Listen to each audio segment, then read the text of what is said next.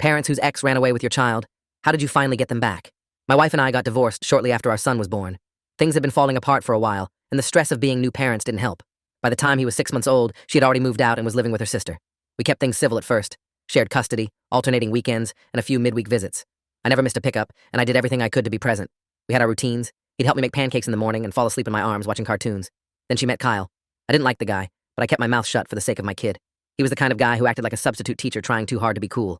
Slick haircut, expensive shoes, and always talked like he was auditioning for a commercial. He showed up at drop-offs more and more until eventually, my ex stopped coming out altogether. Every time I picked up my son, it was Kyle who opened the door like he lived there. Things changed fast after that. She started canceling weekends, saying my son was too tired or not in the mood. I'd hear him in the background asking about his toys or saying he wanted to come, but she'd hang up or ignore the texts. Then one day I showed up, and the house was just empty. No warning or call, they were just gone. I called her sister, who claimed she didn't know where they went. I called the cops, but they said it was a custody issue and told me to go through family court.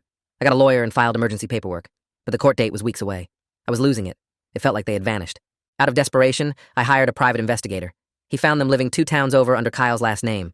They had enrolled my son in a new school, told the staff Kyle was his father, and acted like I didn't exist. The investigator got the footage, screenshots, and even a social media post where Kyle wrote, "Nothing like a Sunday with my boy." I took it all to the police. This time, they listened. They looked over the custody agreement, reviewed the evidence, and made the call. Within 48 hours, they arrested both of them. The charges were serious: custodial interference and kidnapping. She had filed fake documents in a different county, claiming I had signed over full custody. None of it was real. Kyle backed it all up like it was no big deal.